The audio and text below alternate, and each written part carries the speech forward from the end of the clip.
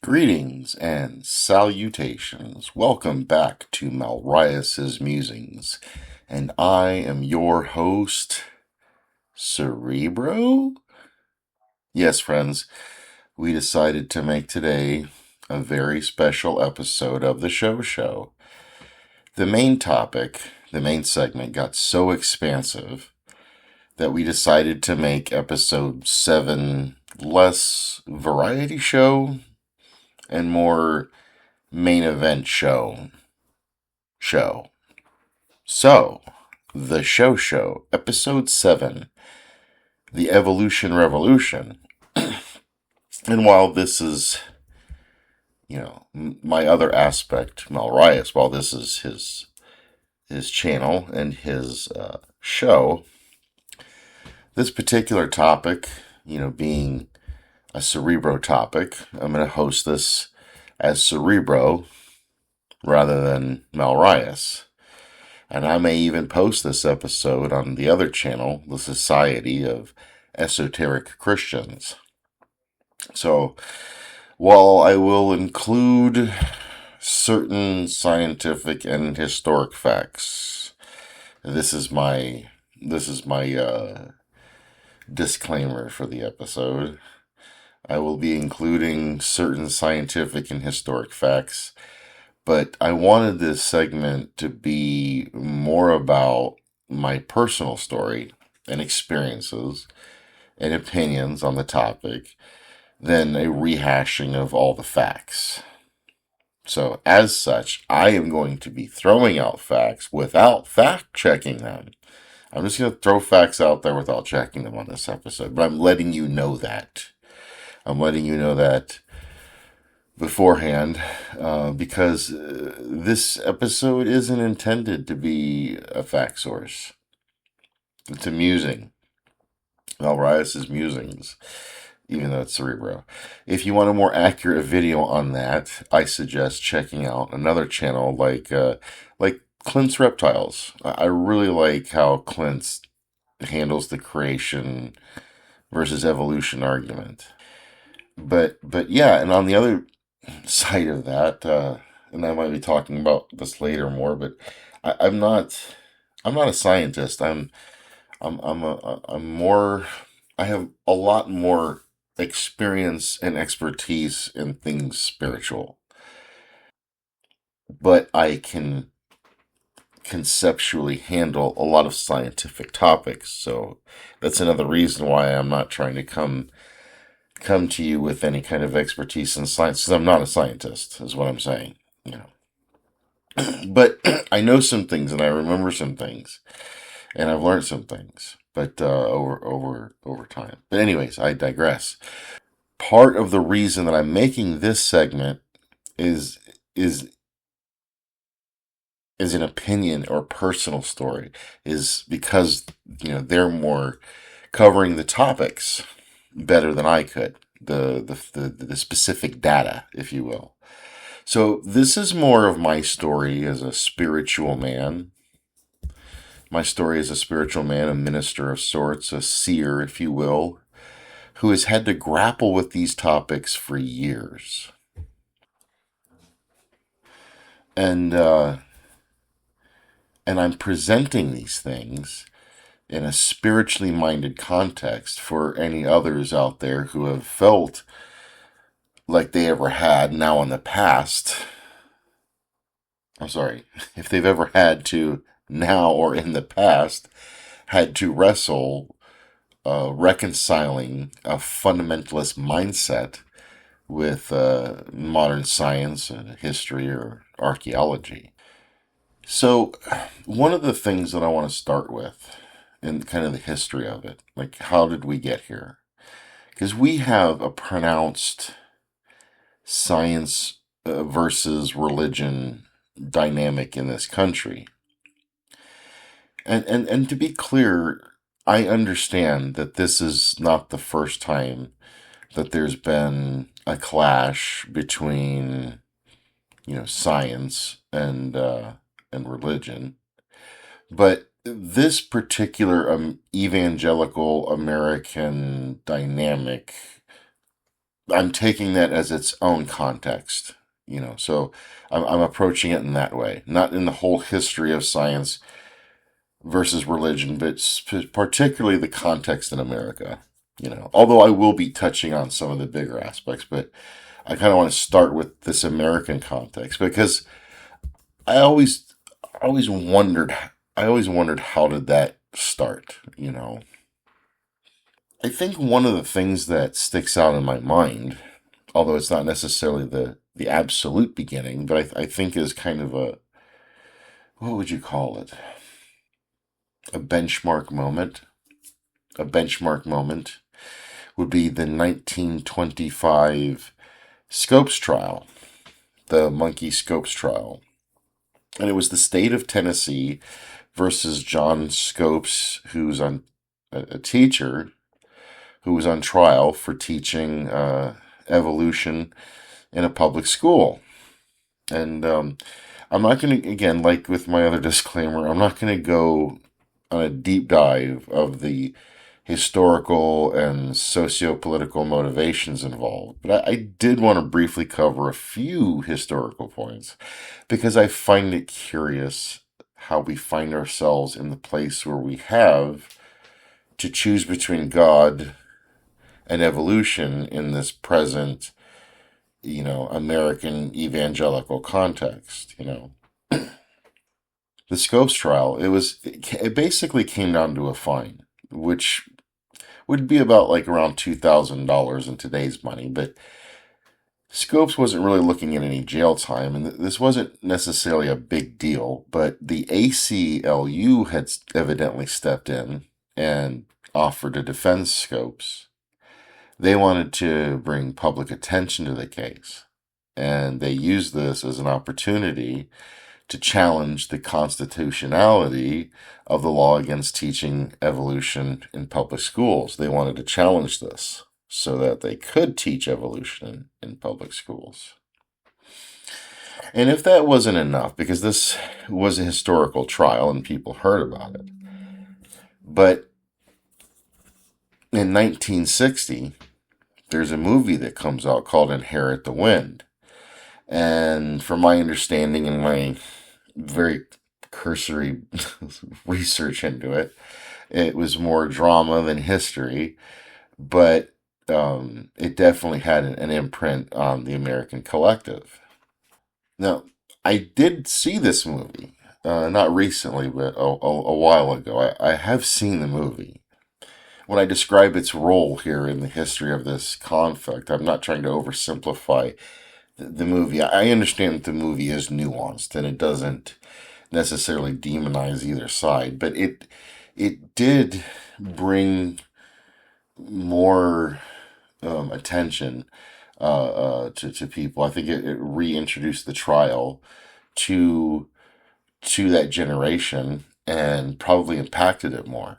And I don't think it mattered if you were on the side of religion or if you were on the side of science. I think that movie had an effect, and I think that I'm not necessarily saying that it was divisive, but I think it caused our divisiveness to surface, and I think people just kind of, I don't know,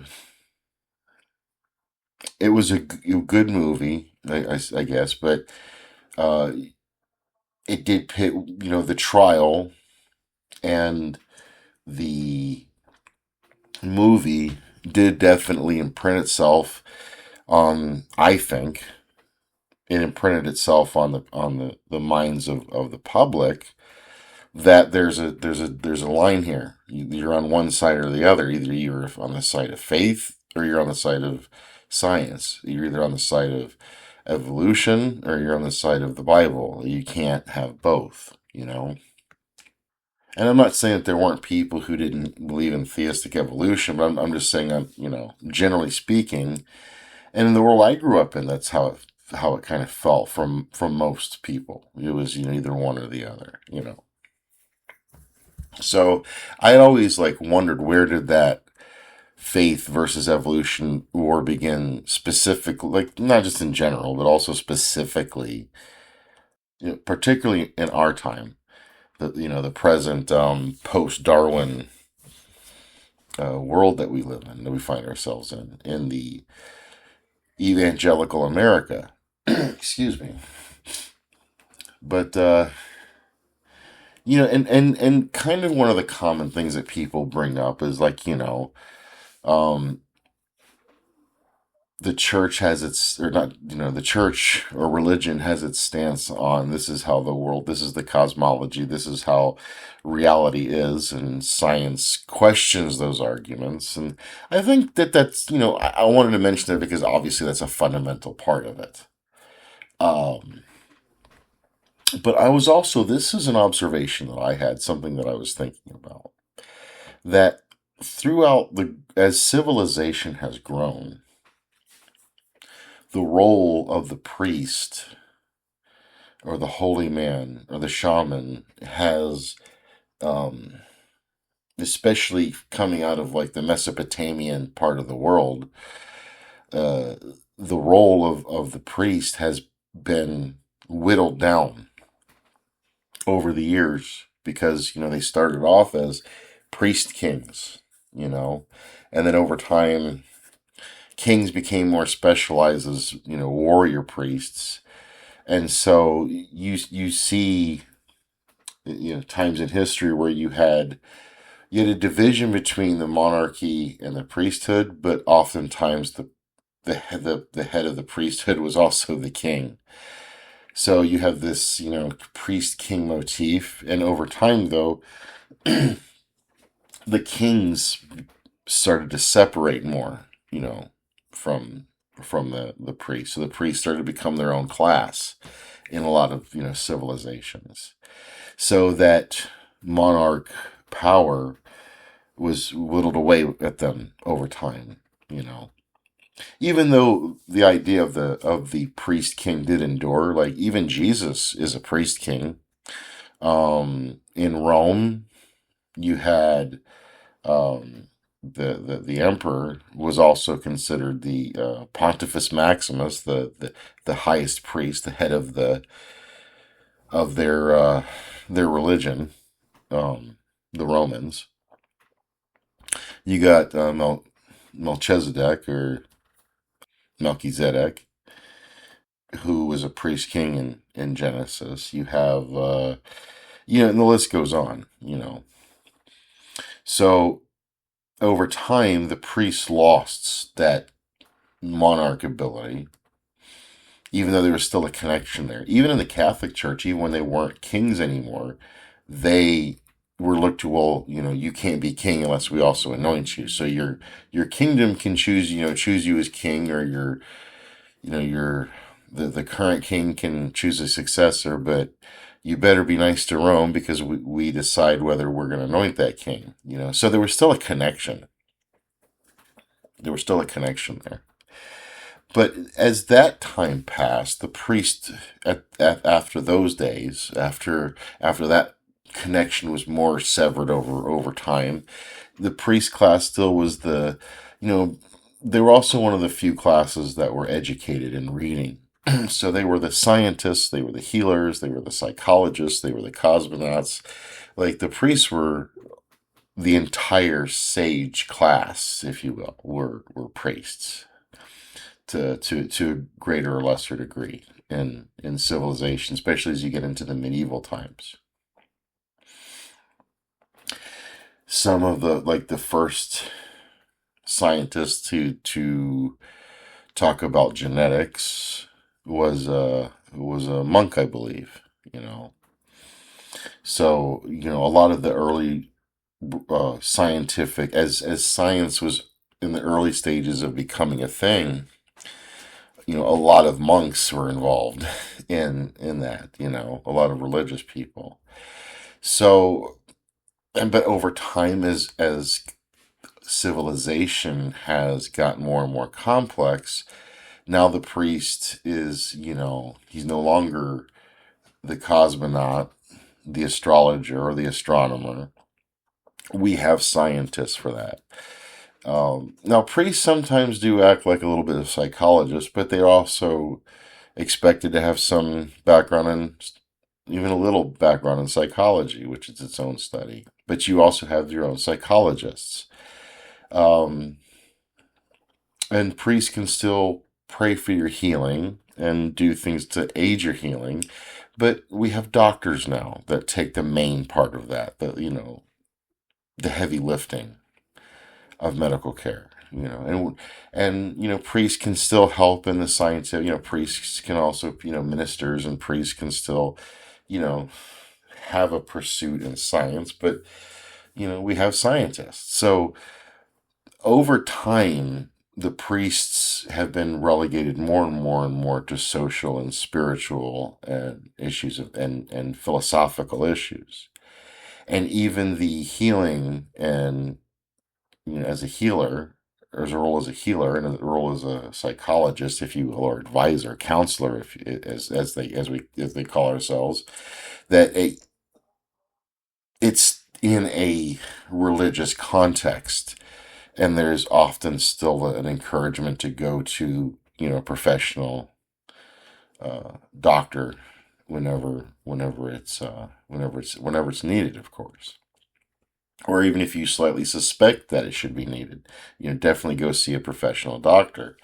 But, a minister can still pray for you and anoint you with oil or be there to counsel you through some of your problems. But it's done in a religious context now.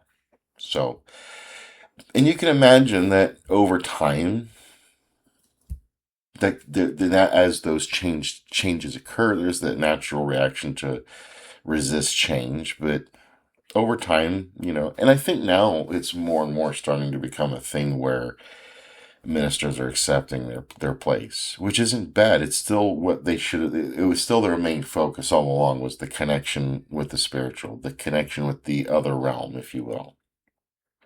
And that's the part that will always be to the minister, um, where we started and where we ended. Everything else was, along the way. But no, civilization has stratified it and specified it, and so you have your sages either become priests or scientists or psychologists or astronauts or whatever.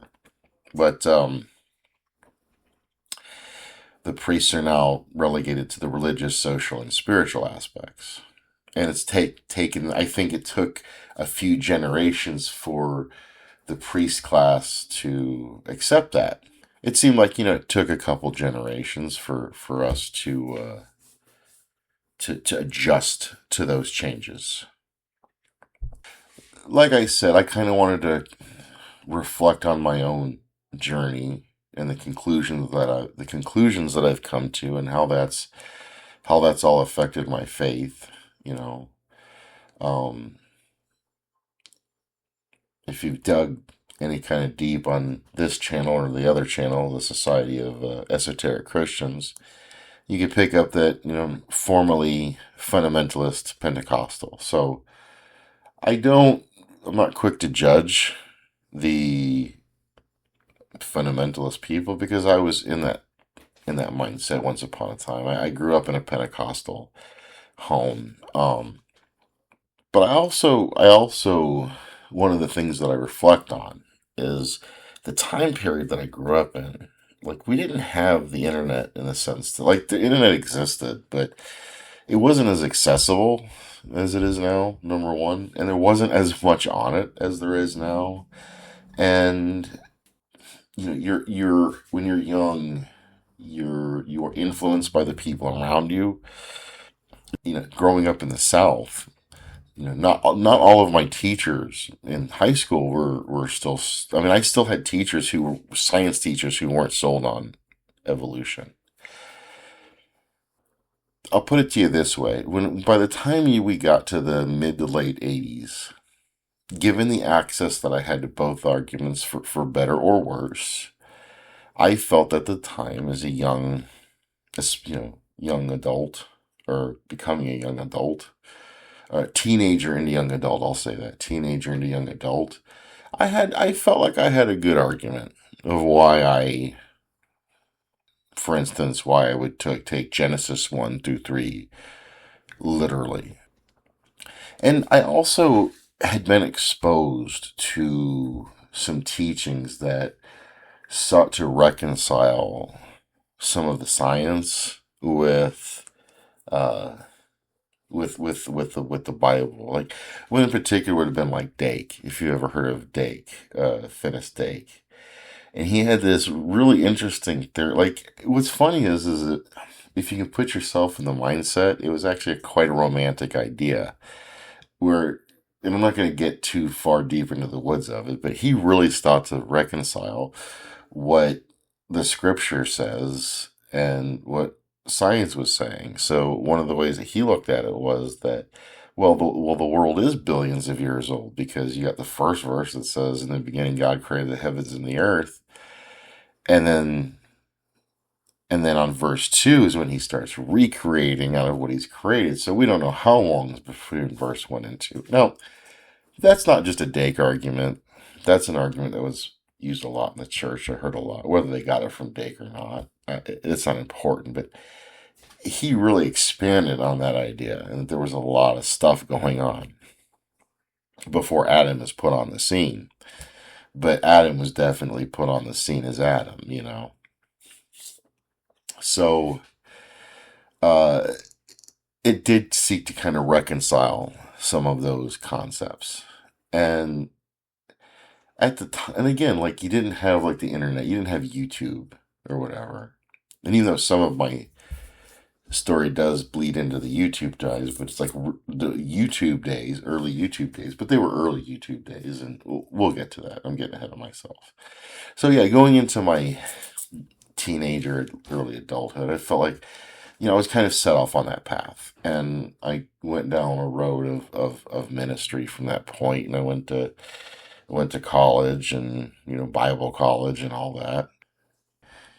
So like even going down through the 2010s, even though, YouTube was starting to become a thing in the early 2010s and there was stuff, it was not a lot on there, but you were starting to see stuff on there. But there was but just by osmosis, there was more evolution talk. But at the same time, I was in a fundamentalist fellowship, so I didn't have a lot of social pressure to relook. If anything, people were looking to me to give them more arguments um, as to counter the evolutionary arguments as you get into. And I kind of went on what I had for a while. But one of the things that started to happen to me was in the 2010s, even though I was kind of in a little bit of an echo chamber, I wasn't completely deaf. So I would hear things and I would ponder them. And sometimes even to the point where my faith was challenged. Sometimes I didn't know what to do with some of these thoughts. But I had come to the place when you start to get to the mid 2010s, like 2014, 2015, where I had just honestly started to just grow tired of the subject. I didn't really think that God was going to judge anybody on whether they took Genesis 1 literally or not. And I was always more interested in having this spiritual experience and learning more about Jesus than the religious frame of things. So, like, seeking the divine, seeking communion with the divine, and having spiritual experience with other believers. These were the things that I was more focused on. And the more I focused on it, I just simply got to a place where I just didn't care. Like, I was starting to lose care for it. Now we get to like 2013, 2014 maybe, and I come across this Dr. Heiser, who's passed since, and he was a doctor of ancient Semitic languages, and he was deep into Hebrew. Ugaritic was a big thing that he studied. Ugaritic is something that's become a big thing in the last, I think, what is it, 50 years, I guess, or 20 years? Because they've found new stuff and people learning more Ugaritic, and the things that they're studying from Ugaritic that they're finding is shedding, because the language is very close to Hebrew, so it's shedding a lot of light on things that we see in the Hebrew Bible. And that's like where his studies were, if I recall correctly. Again, this is not a fact video. It's a pondering, and here's my life story on as it relates to these concepts. So Heiser, he studies Semitic languages. He studies these Semitic civilizations, but he's also a Christian, and he believes in the spiritual realm. And I'm also drawn to him because I'm learning Hebrew at the time, and he has a lot of insights of how the language works. So I was very interested in following him at the time. And he said something in one of his teachings. I couldn't tell you what video it's in. I'm sure it's probably on his channel, because I think all of his old stuff's still on there. But he was talking about, I don't remember the exact quote, and I don't remember the video, and I don't want to dig through all of his content to find one line. So I'm just going to say, I'm going to give you my best recollection of it. And he makes a mention of like the foundations of the earth. And he says, I challenge all of you fundamentalists out there who want to take the scripture literally, to take literally what was just said about the foundations of the earth. And he began to talk about something that I had been exposed to in seminary, but I had kind of brushed off because, I had my views on Genesis 1. So, and I honestly thought that they were being distracted by these things. I didn't think they were really relevant to our faith at the time. I was a young man at this time. This would have been, early 2000s, 2000 to 2010 decade. So that was like before I, didn't care anymore. It was when I was first exposed to it. But my mind went back to it. And if you've ever seen it, it's like, because I was always taught the firmament was like the atmosphere. And it's like, no, no, no, no, no. They believe that there was like a dome over the top. And that's where all the sky stuff happened. And then there was the flat bottom. And then you had these foundations that literally held the earth up. And that's what it's talking about. And Heiser is challenging people, saying, if you want to accept the, if you want to be a fundamentalist and say that take everything that literal, well, that's what it said. And that was the moment I really lost any desire to argue against evolution anymore. I wasn't convinced of it. But like it really wasn't, at that point, it really, really, really, really wasn't important to me. From that point on, So like I said, we're talking about 11, 12 years ago when that hit me. So late 2010s, YouTube's really kicking off. There's a lot of stuff out there. It's at this point that I start looking at all the evidences again. I start recalling things that I'd heard along the way. I start looking up new things. I'm looking a fresh study into psychology and history and science and anthropology and archaeology, but with a fresh look, and understanding that nothing was going to break my faith in Christ, wherever the road led me. The combination of all those things kind of gave me a fuller picture of it all working together. And once I saw it, it was hard to unsee it. But also when I saw it, it answered a lot of questions and it relieved a lot of stress in my faith. Because when you are stressing yourself to take the scriptures literally, as in the sense that a fundamentalist does, you are constantly have to argue against all of these things that are just part of our reality now. But once you see that, like, you can accept science and you can accept the Bible, um, along with that archaeological evidence, and you can take the Bible as your book of faith, then there's a lot of answers to a lot of questions, which we'll get into as I go forward. I'm not going to get into all the answers, but some of them. I'll have some examples as we move forward.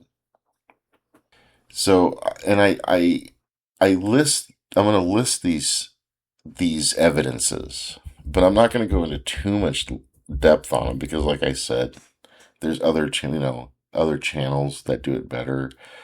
I mentioned Clint's Reptiles, or whatever it's called. God, I hope I'm not messing up his channel name. Clint's Reptiles? Yeah. Or, even the debate between Ken Ham and Bill Nye. There was a lot of things in there that are very convincing. But just to kind of go through them quickly, like, you have the fossil evidence with the layers of the earth, and seeing your time frame through those things, the comparative anatomy, understanding that, like, the basic blueprint of all mammals' appendages come from fish fins, but just other genes were added to alter how long this bone is or how long that bone is, or you get a paw or an arm or a leg, but it's off of the same basic blueprint that just gets added on top of.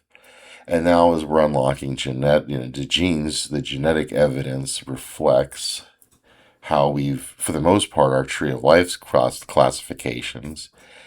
And in the cases where it conflicted with our tree of life classifications, it added more clarity because it ended up putting things in the proper place where they're supposed to be. And at the end of the day, it made the tree of life more solid. And like I said, I'm not going to get into the description of all those things too much because it's not my thing. But there are some things that stand out to me, and I even have something that sticks out to me on my own. And I'm like, I can't get around that. Like, and I'm just going to list these. I'm not going to go into any detail of any of them because that's not my area of expertise, and the other places do it better. But there were a couple things that I did want to share that stood out to me. And one of them is back in the 90s and the early 2000s, you could still kind of make the missing link argument. At least the things that I had been exposed to, there were some missing pieces. And this was before Lucy. So, when kind of my early beliefs were cemented, we hadn't found Lucy yet. So there were missing links. When you look at it today and over, like, especially the things from like the last 20 years, it's like, how many more missing links do you need? I mean, we are past the number where we can reasonably find a line. It's a clear to me, it's a clear transition. But there were things that we found since I was in high school. So you got to take that in consideration too. And I went back with fresh eyes and I'm going, okay, yeah. We've found some things since I last peeked into this. One of the other things that sticks out to me is the whole whale thing. That I don't remember the time or the place or whatever, but as whales evolved, there was a place, I think, around the Red Sea where they were expecting to find a certain link in whale evolution, and they literally found that fossil in that area at the level that they predicted it would be. So the fact that this model has predictive power, that stood out to me.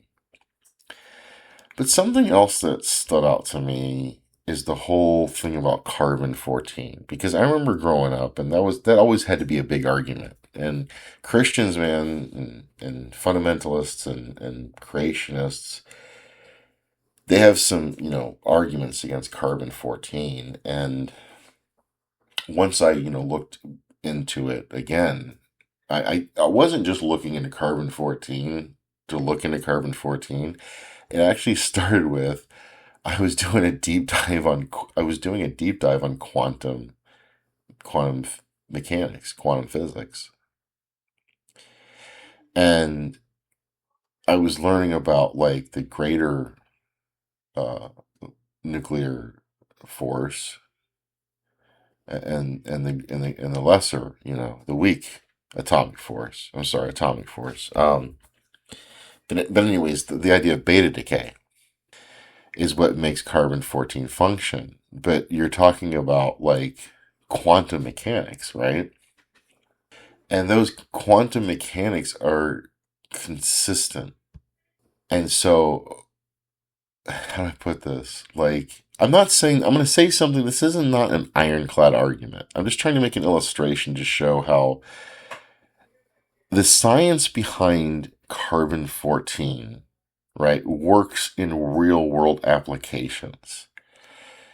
I don't think people recognize that the mechanics behind carbon 14 are connected to the mechanics behind things like, atomic bombs and nuclear power, right? What was that line that I had? Well, I'm going to look at my notes real quick. If you accept atomic bombs, nuclear energy, radiation medicine, and isotope science, then you already accept the basic nuclear physics that makes radiometric dating possible. So rejecting carbon 14 dating requires a special explanation for why the same nuclear principles work everywhere else, but supposedly fail here. And I know they have arguments of, well, we don't know if the carbon 14 was consistent to blah blah blah. And it's like, if there were conditions that altered how carbon 14 operated, we would have evidence of that change of conditions as well. Like, we go up to Antarctica and go like 40 feet deep of ice, and we know what the atmosphere chemistry was for the last 10,000, 100,000 years or whatever.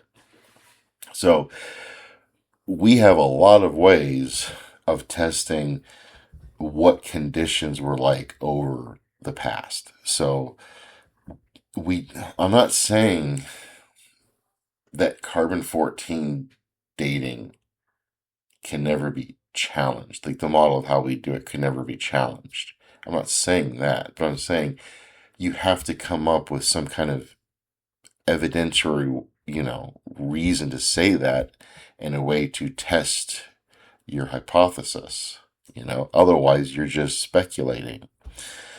What we have of carbon 14, what we know, even if there are things we don't know yet, and our model gets improved, what we know about carbon 14 right now is based on not just things that are evidenced, but by principles that are constantly played out in real world applications.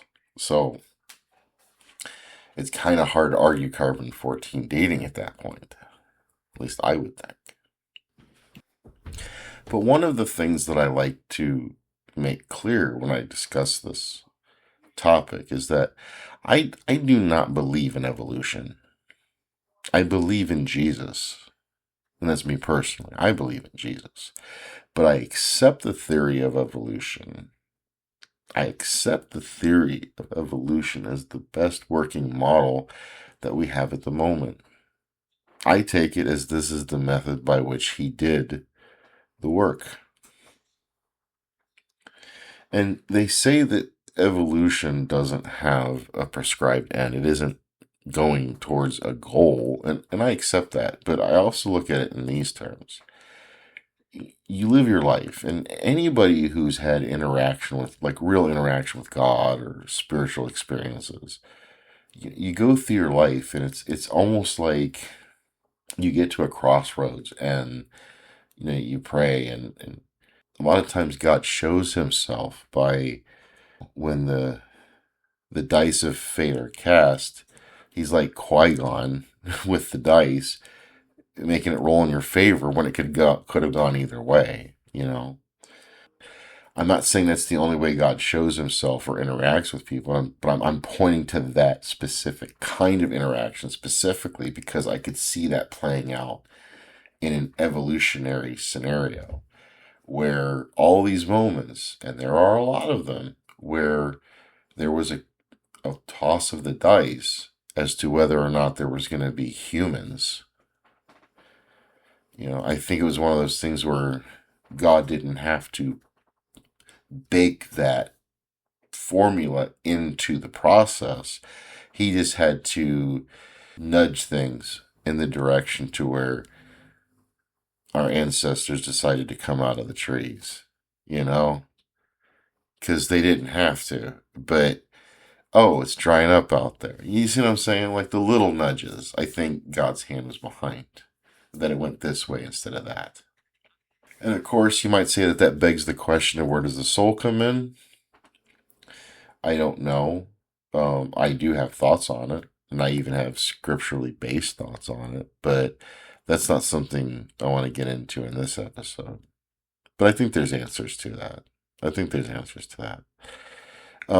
But I mentioned Clint before. I really like his evolution and versus creation arguments, especially the fact that he believes in God, but he's an evolutionist.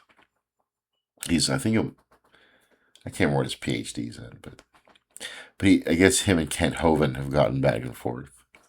I feel like Clint has been the more gentleman of the interactions, but it drew my attention to. I only mentioned Clint because it was watching his stuff that I was brought attention to Kent's strawman arguments. And this is the worst. This is the absolute worst creationist argument that I hear, and that is, no. Ask any farmer. No pig ever gave birth to something that wasn't a pig, and it's like, dude, Kent, nobody said that. Nobody's made that claim. You are, and it's almost like I think either he's too. If you don't understand that, then you're really too dumb to be sitting at this table. Sorry if that's rude, or bullying or whatever, but it's like you're too dumb to be sitting at this table, or you know what you're saying and you're trolling us, and it's getting you clicks. That's why I refuse to watch the man anymore, and it's almost to the point where I don't even want to watch. I don't even want to watch other people reacting to him because it's literally the same thing over and over again. He's just a broken record at this point. He's just repeating the same thing over and over again, and it doesn't matter what. Even when I've seen him do it in not just on a meta sense from one argument to another, but within an argument, I've seen him just divulge to just repeating the same thing over and over again instead of actually addressing the rebuttal of his opponent in the debate. And it's like, well, even if you're right, you're losing the debate because you're not debating properly. You're not listening to what your opponent's saying. You're not responding to it. Your opponent is continuing to score points while you are still making the same point that you made 3 turns ago. And you're not getting anywhere. So your opponent's winning just because you suck at arguing.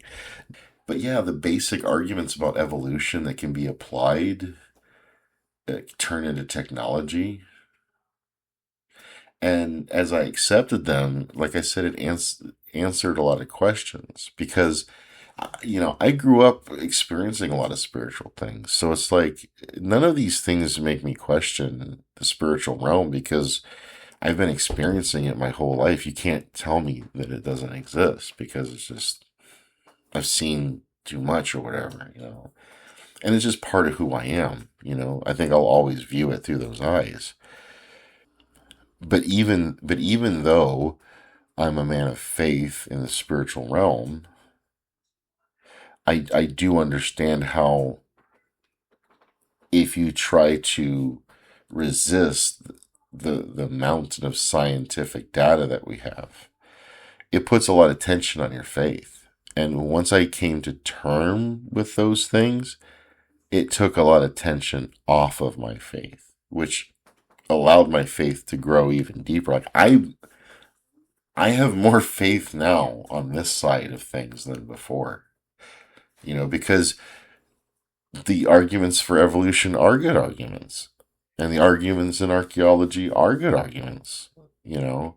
And if you just allow yourself to say, I believe in the spiritual, and these are my beliefs, but I also accept these things over here, it takes a lot of tension off instead of trying to make the two fight, which is kind of what we've been talking about, um, we've learned new things and it's put tension on our faith. And as soon as it's time to say, hey, you know, let's accept that religion and spirituality, both of those are in the realm of, spirit and belief and society and those kinds of things, as we said before, faith. And the priests are no longer the doctors, and the priests are no longer the psychiatrists, and the priests are no longer the scientists. And as I said before, as I went deeper down the road of psychology and anthropology and history and archaeology, I saw a timeline established. And if you're a fundamentalist Christian, that timeline can and will confront you. It's a confronting timeline because, what is it, Sumer was this city that I'm rounding this off. Sumer existed like 10,000 years ago. Adam was what, 6,000 years ago? And so the math don't math, if you look at it in those terms. But you don't have to let it confront you as a Christian, or even people who are not Christians who might be listening to this, people who are spiritual but maybe have a different belief system. It doesn't have to confront you. See, one of the things that I've always taught was that the revelation of God, the revelation of Christ, was progressive throughout biblical history. And when I apply it to a lot of these topics, like it makes sense with things. Before I get deep into this, I do want to establish a couple of things. The revelation was progressive throughout history. So for me, the focal point for my faith is Jesus himself. And I do believe, and this is where I want to establish first in this testimony before I say anything else, that at the base, I believe in a literal and a spiritual Jesus. And when I say literal, I'm saying that to say a real Jesus, that he really died, really rose from the dead, really was witnessed ascending into heaven, all of these things. But also the spiritual part of, I believe in the spiritual realm, and I don't believe that he just rose because he was, if I can quote Princess Bride, he was mostly dead, No, I believe in the spiritual aspect of it. And I believe in the historical accounts of Jesus and what they say, like the court of law argument. Because the people who recorded the story of Jesus, it's not like, you can make an argument that when Genesis 1 was penned, that they were penning something that happened thousands of years before them. So they didn't have the greatest perspective of being close to the events. But that's not what we have here with Jesus. We have these people making witness of like, no, we saw him after he died and he rose and then he ascended in heaven and then the Holy Spirit fell.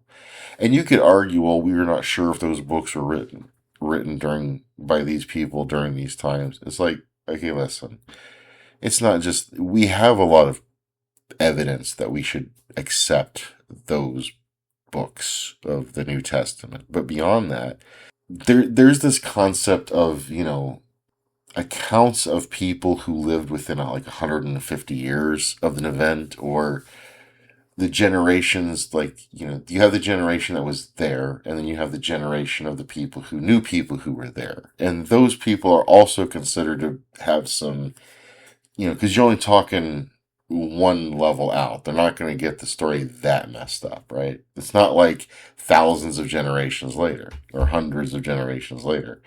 And that's literally what we have with Jesus. It's not just the New Testament. There's also works called the Ante-Nicene Fathers, which basically breaks down to the church leaders after Acts and up until the Council of Nicaea. Among these are their letters that they wrote. So we're not just talking about the apostles here. Some of these people were taught by the apostles. So like we have letters from Polycarp and Ignatius.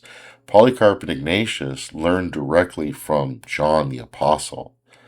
So we're not hearing this story like hundreds of years after the fact and these books were written. This is close to, these are people who are being threatened with death, not for what Jesus taught, but for saying that they saw him risen from the dead.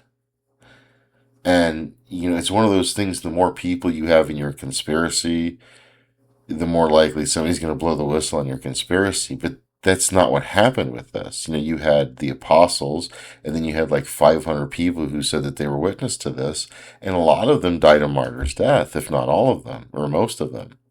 So it's one of those, that's the court argument. And it's like, okay, I believe that. And I am aware that there are other arguments, and I do not dismiss them offhand. But as a matter of faith, and as a matter of personal conviction, and as a matter of personal logic, and personal experience, because I have experienced spiritual manifestations, I am convinced in Jesus. That's where I stand. And I'm not saying this to proselytize people. I think a lot of people who would be listening to this are Christians, but I think I have some listeners out there who are not, and I'm not trying to exclude you. I'm not trying to preach to you here. That's not the point of this video. This is just my journey. But I wanted to be clear, clarify some things. The other one is that I do believe in a literal Moses and Abraham. Now, it may come out that some of the details in their life may have been a little different than how we heard them. I'm open to that. But I'm definitely believe in the spiritual realm. I definitely believe in Jesus. But I believe in Moses and Abraham.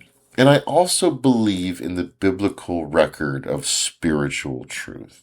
The Bible is the Word of God in the sense that I believe that it is the guidance of God to us. And it has spiritual truth, but I don't look to it for its historical veracity. I think that the historical veracity must be reconciled with the archaeology and the historical findings. But doing this also makes sense and answers a lot of questions that potentially increase. Doing this makes sense and it answers a lot of questions, and answering those questions potentially increase faith rather than diminishing it, which is what I found in my personal journey. You'd think that these questions would potentially destroy your faith, and for some people, it does. It actually helped to clarify my faith and to clean it. Like, I don't doubt I don't have doubts that I used to have years ago. One of the things that people point out, and I kind of find this one a little humorous, is they point out that, the archaeological evidence is that Israel was not monotheistic. And I go, yeah, I would imagine that. Like, have you read the Bible? 3/4 of it is God being mad at Israel for not keeping to the whole monotheistic thing. Like, based on the biblical record, you should expect there to be record of polytheism, because the Bible records polytheism in Israel, like every other generation. And then at one point, the northern kingdom was just continually polytheistic, and the southern kingdom was going back and forth. So to be fair, yes, the archaeology reflects that Israel was not monotheistic. But to be fair, the way it's recorded in Scripture is no surprise. But it depends on how that fact is presented, because a lot of people present it as a gotcha. Look, Israel wasn't monotheistic, and it's like, no, I knew that. If you look at it from a biblical perspective, it's not a surprise. But there are other things that come out of the archaeological records and the history and the things that they find in writings, Sumerian cuneiform, and Akkadian cuneiform out of Sumer and Babylon, and it does bring up points that have to be kind of reconciled or thought about, and we might have to reconsider how we look at these stories. And just because God talked to Abraham and God talked to his priests and God talked to his prophets to where they understood monotheism, that doesn't mean that all of the people were necessarily on point with them. Especially when, we keep coming back to the concept of progressive revelation. The word always precedes understanding. Just because Abraham understood that there was one God doesn't mean that the average Israelite, I don't want to say Israeli, because that's something else, that's something more modern, Israelite, talking about ancient Israel. And again, especially with their recorded history in the biblical record. It's obvious from the historical record that Israel came out of Canaan. We see the reflection of that. However, I still would say that they were distinct among the nations. But we're going to get into the Canaanite religious model here in a minute. The Israelite religion moving into Judaism, the Jewish religion, which would really come into its own, after the Babylonian captivity. It seems to have a lot of have a lot of aspects that we see out of Canaanite nations, but we definitely also see along with it some Egyptian influence and Sumerian influence and even Babylonian influence. And I'm not saying this, I know I'm probably like, with some of the people that I know that might be listening to this might be touching on some nerves, but just hear me out, because I made it very clear that we're not going to make an argument against God here, but we are making an argument to better understand that text and the world that it existed in and how it came about. But it would seem that, like, even the biblical record says that, Abraham came out of Ur, which definitely accounts for the Mesopotamian influence. And by Mesopotamian, I mean like the Sumerian / Babylonian, well, the Babylonian more later on, but definitely the Sumerian influence. But you also see, like, in the language where it's very much a Canaanite people. And it says, they came out of Egypt. But understand, too, that at the time of Abraham, half of Canaanite was controlled by Egypt. So technically, you already were in Egypt at that point. But one of the things that came to my mind as I was working on the script is the word always precedes understanding. The Job, it says, there's the verse towards the end where he says, I thought I knew, but now I see. We take for granted that everybody in Israel was on the same page, and they weren't. But I think, as with everything else that I've seen, even in the Bible, right? But also, if I kind of look at it through other lenses too, like the knowledge of God is a progressive thing. And if I hit the reverse on that, it would make sense to see people coming to terms with that concept coming out of a polytheistic world, and the whole world around you is kind of polytheistic. Um, when I say the word precedes understanding, it's like, yeah, I believe Moses and Abraham got the monotheistic thing, but like I said, I don't. That doesn't guarantee that every Israelite or Judite was on the same page all the time. And I think that we have a preconceived notion that all of these people just walk around with whatever part of the Old Testament that they had. But more of what we find is that they had like little pieces of text here and there, and things didn't get codified until the Babylonian captivity. But like I said, we'll get back to that.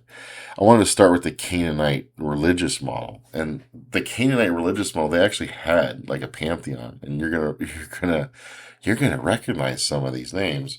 So at the head of the pantheon was El, and I'm sure you recognize that one, like Elohim, El Shaddai, El Elyon. These are all titles of El, the God of gods. You know, he sitteth as chief amongst the council of the gods. And he had a consort. You don't see this in scripture, although you see the name used, but you don't see the Hebrew El being described with a consort. But definitely in the Canaanite model, El had a consort, Ashtaroth.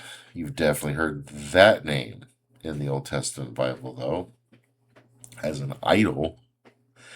And then you had, El had El had his offspring, as a lot of pantheons did, and among those were beings like Baal and Yahweh. Now, Yahweh, before you pick up stones and start throwing at me, let me hold on just a moment.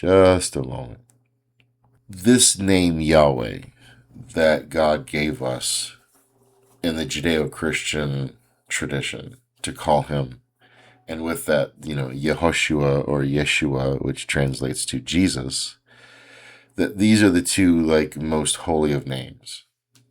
And I reverence those names and the sacredness behind them. However, even before I kind of gave a timeline of when I started opening up to certain things. Even before I was opened up to these concepts that I'm about to talk about, years ago when I was getting into Hebrew, it was not lost on me that the words Yahweh and Yeshua are not celestial words. God didn't come down and give us his actual name. These are words that are rooted in Hebrew, which means they came from somewhere, which means that they were used before.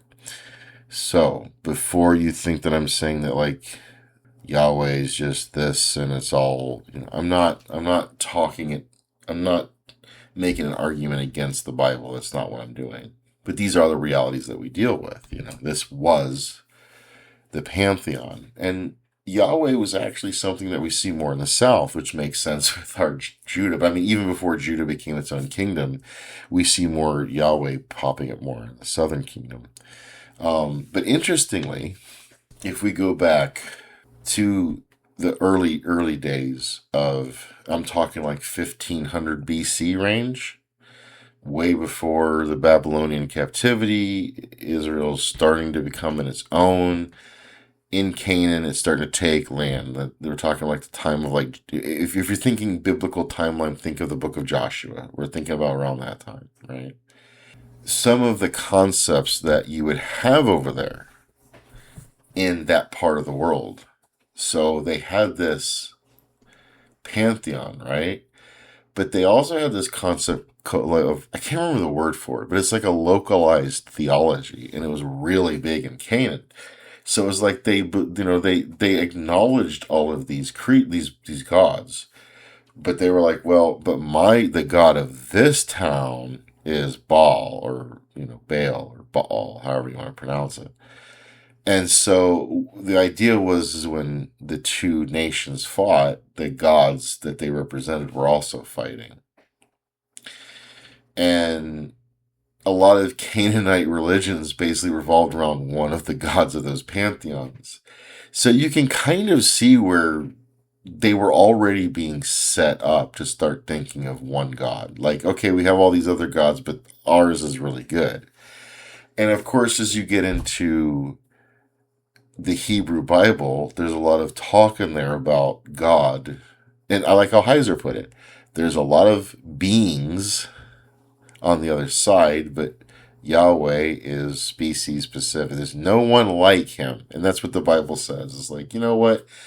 We're going to take this idea of localized theology and we're going to take it a step further and say not only do we have one God, but ours is different than all the other ones. That's why he's the best. That's why he's the number one, and that's it. And I was tempted in this episode to go further down convergence theory, but then I realized that that particular topic doesn't necessarily need to be explored. I don't have to get that deep into the weeds. It would be the same as if I tried to get down into the thing of fossils, and just that's not the scope of this episode to get that far into the minutia of it. But I'll just briefly say that there is a convergence theory that how a lot of the concepts may have come together that finally brought us to a place where we see the concepts that we find in the Old Testament. But the reason why I bring that up at all is to say that all of these things might be or may not be. The idea that God as we see him today might have been a convergence of El in the north and Yahweh in the south. And that's like a really oversimplified presentation of the convergence theory because there's a lot more to it. Whether that is or not, it doesn't speak to whether the Bible is spiritually true, because the Bible is still spiritually true, and the writers didn't intentionally lie about these topics. And you can take all of that archaeology and compare it to the Bible and still make out a sensible story, especially if you're not taking everything in the Bible as absolute historical accuracy, and rather taking it as people giving witness from their perspective to what they knew and what they saw. It makes more sense when you understand what these people were dealing with and how advanced they were in their daily life. We put a huge load on these people when we expect them to have or to speak in an understanding of modern culture that has advanced by some 4,000 years since these things were. And by this standard, we should be holding our pastors accountable for not understanding the science and technology of people in 6026. I demand that the ecclesiastical leaders of the day release the secrets to FTL Drive to the public immediately. What I'm saying is that the Bible was written out of a world where we look at all the myths and people try to compare them and say, oh, well, look, the Bible story is just like the myths of the Sumerians or the Akkadians. And it's like, I think that's oversimplifying it. I think that what you have is you have a people who's following God, El, Yahweh. They're following him. They're following him as a monotheistic God. But they're also trying to relay that from their perspective that they had. And at the perspective that they had, they were using, how do I put this? I don't believe that Genesis 1 was wholesale ripped off of the Babylonian creation myth. Rather, I think that the elements of like pulling creation out of the chaos and or nothingness, like we see in a lot of these myths, is just the storytelling ingredients that they had at the time. That was their best way of putting these things. They didn't have an understanding of atoms and matter and energy and all of these things that we have today. And there were genres of writing back then. But no different than how we accept atoms today, the average Mesopotamian or the average Canaanite, they all held certain views as accepted truths, i.e., we come from clay. Clay to them is what atoms are to us. So for them to say that in all of these different, because in multiple mythologies they say, we were made from the clay, but that makes sense from their perspective. Consider that like clay pottery was a highly advanced thing in the Bronze Age. But yeah, the idea of like being made from clay, or the creation coming out of the abyss, even if it's God calling it out of the abyss, like we see in Genesis, him moving on the waters, which is a word that the Tahum relates back to Tiamat linguistically, but it's more of a fact that these were just the storytelling elements that were available to them at the time as they're trying to express the relationship and the covenant that they have with this Yahweh, this Elohim, and those were the elements that they had to talk about it. And that's the understanding that I took away from it after opening myself to these things. Because again, I've seen enough of the spiritual realm to know that there's something out there. There's something beyond this world.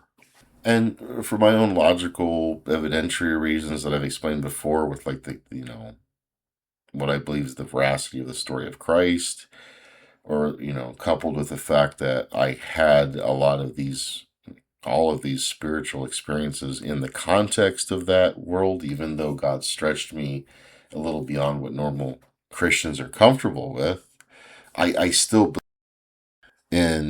in that spiritual realm. But I can, looking through this, I see where they were just trying to relay what they needed to at the time with the elements that they had, as I've said before.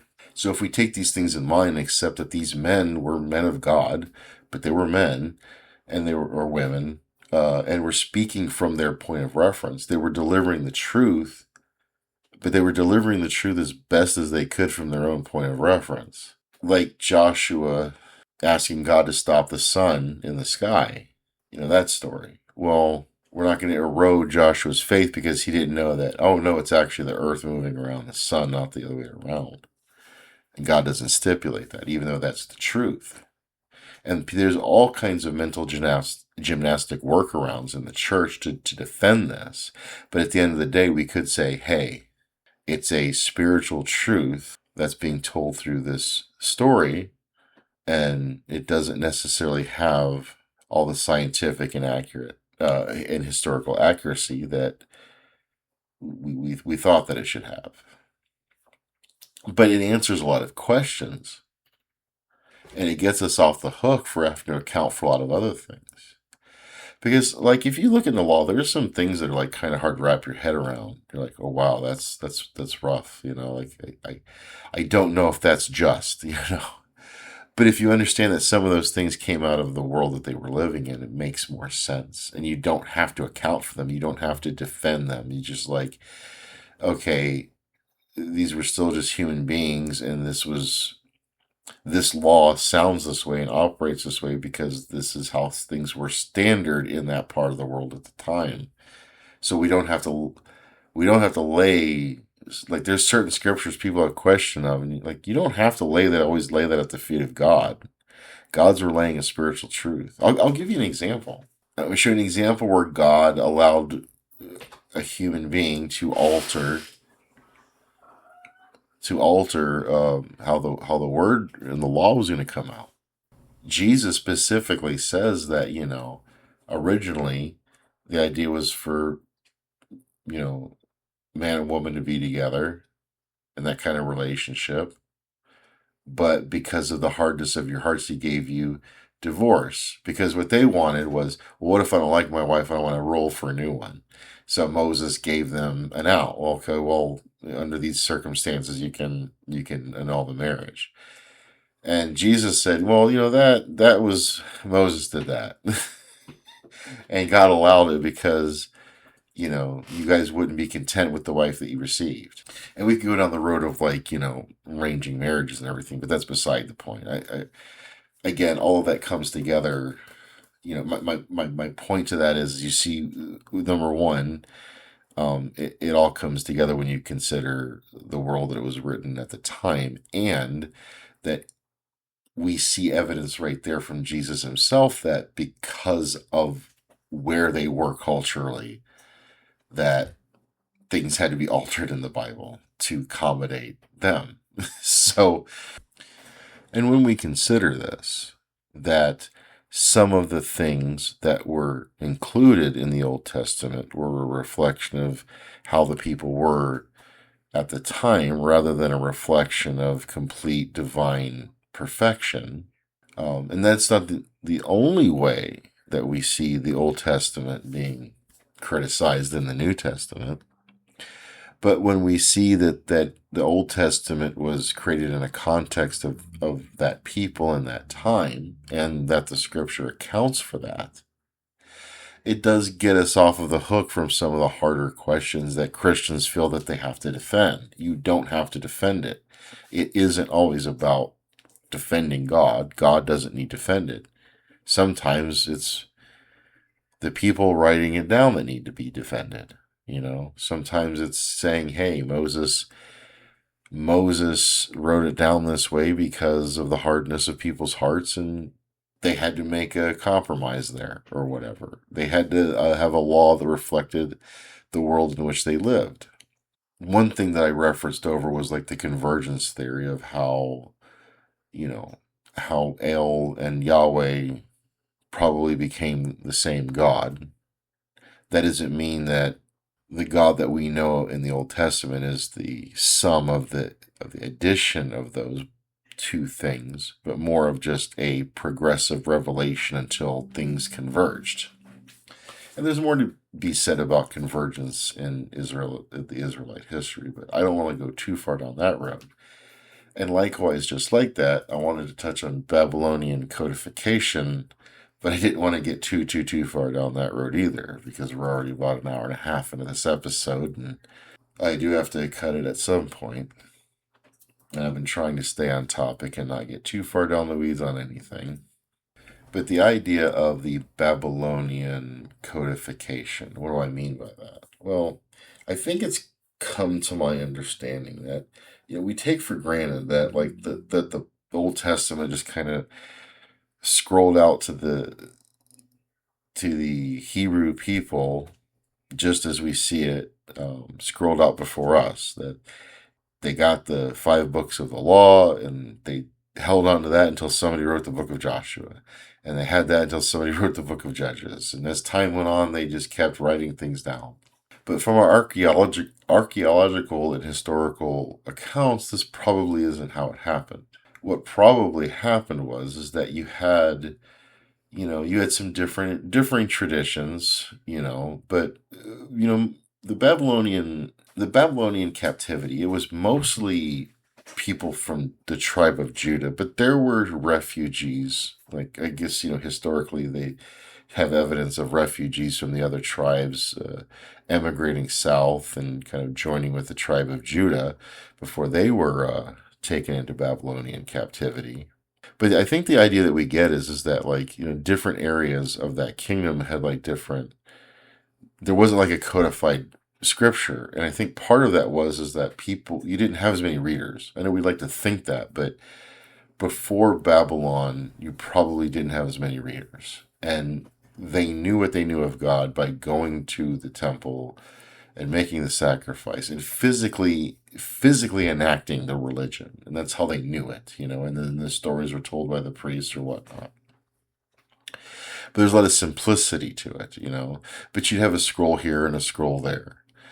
And then they all get kind of collected because what happens is you get to Babylon and you're no longer living your religion. You're not even in the land of Yahweh anymore. You're in a strange land. You remember, geographical theology. So you're not even in your land. You don't have a temple. The temple's destroyed. You can't build a new one. So how do we keep our identity like this? And I think that's when the decision came. The decision came to say, let's take all of the scrolls that we have collected, the Ale scrolls, the Yahweh scrolls, or whatever, and then let's kind of codify it into a text that can be universal and keep our people together, and we'll make sure they learn how to read, because they're not living it in the same way that they were anymore. And so that's when the codification of Scripture became a necessary thing. Now, these are just musings. Is this how it happened or not? I'm not 100%. But what I'm saying is that I consider the archaeological record, but I also believe that the spiritual is a real thing. But I've got a lot more liberal, especially when you get back past before Genesis 12, like Genesis 1 through 11.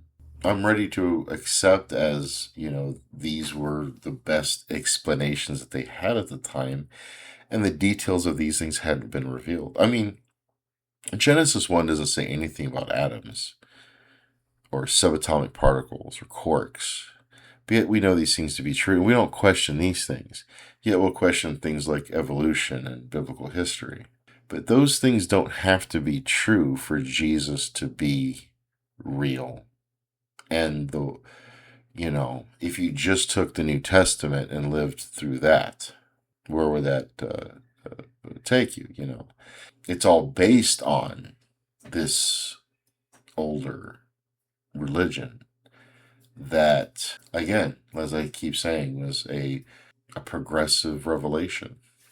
So these were just some of it were some ponderings that I'm dealing with more recently, but kind of my own journey, how I went from somebody more fundamentalist to someone who takes the scientific and tries to see how we can reconcile it with our faith. I think it's time to close this episode. I think I've done enough damage. I hope it came out better than I felt like it did, because I felt like I had to struggle between things that I wanted to go deeper on and I didn't. And I'm going, I hope I went deep enough. But if I went too deep on some of the other issues, we'd have had a 2-hour-long episode. And I was trying to keep it around an hour and a half. So I'm going to go ahead and close this one out. And the next episode, I don't know if we're going to go back to variety on the next episode, but I definitely want the next episode to be talking about the Jedi walk, the spiritual walk, how these symbolic representations can reflect, using the Jedi as a symbolic representation of what's possible in our spiritual maturation, if you will. So I will see you all on the flip side, and until next time, this is Cerebro signing out from Malrius.